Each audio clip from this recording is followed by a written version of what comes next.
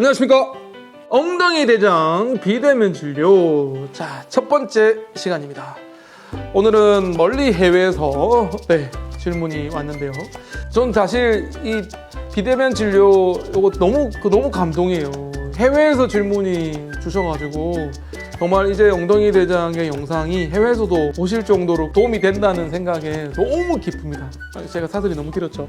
네, 질문 주시죠. 안녕하세요, 원장님. 저는 미국에 사는 구독자입니다. 쉽게 한국에 갈 수 없는 상태에서 엉덩이 대장 유튜브 채널이 정말 큰 도움이 되었는데요. 정말 감사드립니다. 감사드립니다.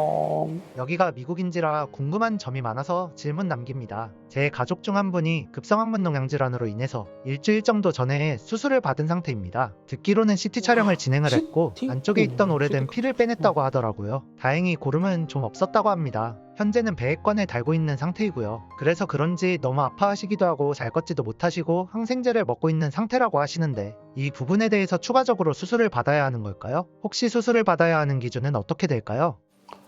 지금 이제 일주일 CT 찍고 농은 빼내신 상태고 배액관이 들어가 있는 상태잖아요.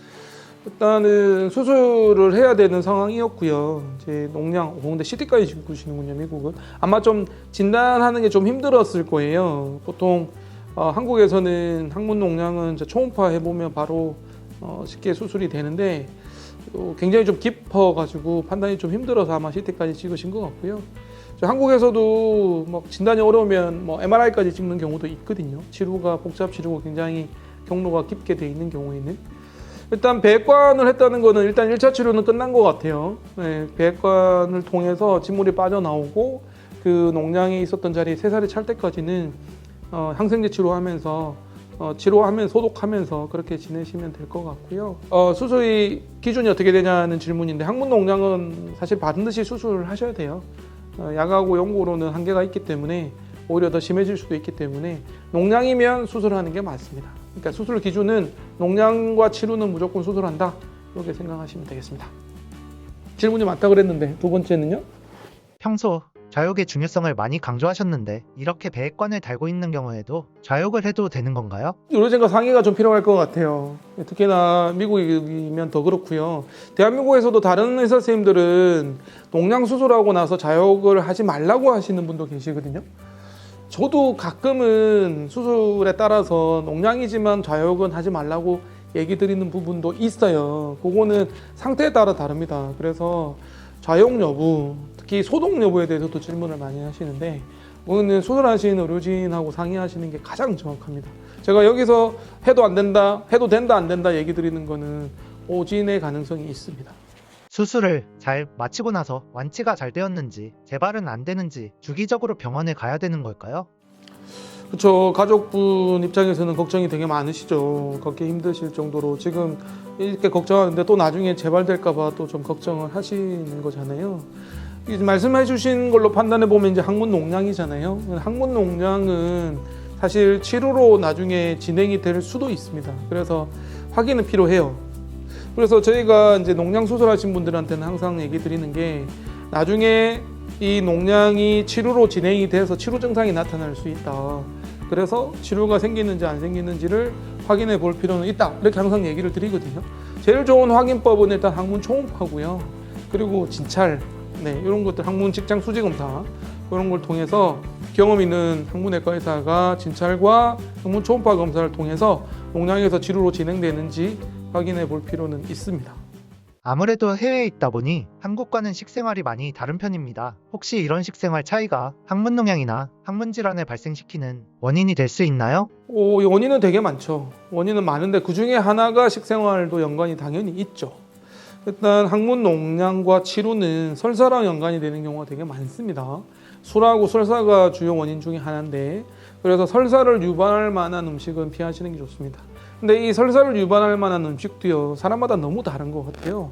보통은 맵고 짜고 기름진 거를 말씀을 드리지만 어떤 분은 우유, 밀가루, 견과류 여러 가지 음식 때문에 설사가 나타나는 경우도 있거든요. 그래서 개인마다 좀 차이가 있으니까 일반적으로는 술은 절대 안 드시고 짜고 맵고 기름진 거는 좀 피하시는 게 좋고, 또 본인이 드셨을 때 설사가 유발되는 음식, 그런 거는 좀 피하시는 게 좋겠고, 통상적으로 항문 질환에 좋은 음식을 하면 과일, 야채, 식이섬유, 유산균, 물 이런 것들을 추천드립니다. 장에 문제가 있고 알러지 음식이 늘어나고 있는데 이런 것을 치료하기 위해서 대장내시경을 받는 게 좋을까요?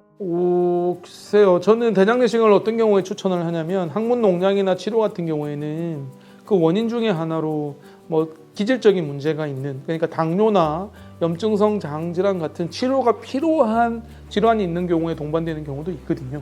그래서 크론병이라든가 궤양성 대장염 같은 염증성 장질환이 깔려 있다면, 함께 있다면 그거는 치료나 농양만 수술할 게 아니라 염증성 장질환에 대한 치료가 같이 들어가야 되기 때문에 대장내시경을 꼭 추천을 드립니다. 그리고 치료로 진단되고 농양으로 진단되고 뭐 그런 경우에는 완치된 후에 대장내시경을 한번 해보시는 것을 추천드립니다.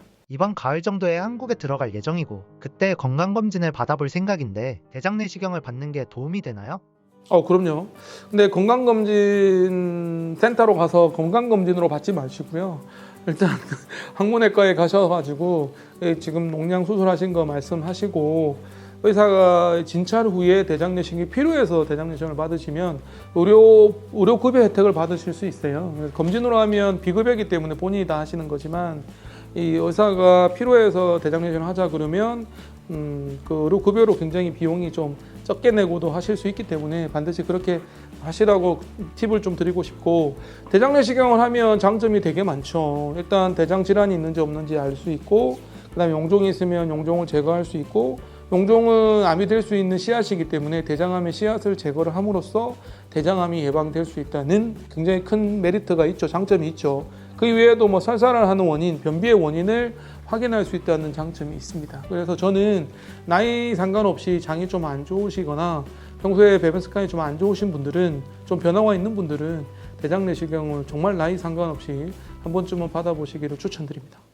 그래요. 오늘 엉덩이 대장과 비대면 진료 진짜 제대로 한번 한 것 같습니다. 사연은 한 분이셨는데 좀 많은 얘기들을 좀 했던 것 같고요. 뭐 이렇게 긴 사연은 아니어도 괜찮습니다. 짧은 사연도 저희가 증문즉답으로 언제든지 시원하게, 속 시원하게 사이다 같이 이렇게 말씀드리겠습니다. 사실 장편외과 진료 오시는 분들이 저한테 한 번씩 하는 얘기가, 이 원장님은 되게 시원시원하고 막 이렇게 그냥 뭐 아주 솔직하게 얘기를 해주는 것 같아서 너무 마음이 놓인다, 이런 칭찬들을 좀 해주시거든요. 유튜브에서도 여러분들 질문 시원시원하게 자신 있게 말씀드리도록 하겠습니다. 저는 수원 아주대 삼거리에서 장편외과 이름으로 여러분들 만나고 있는 엉덩이 대장 이성건입니다. 고맙습니다.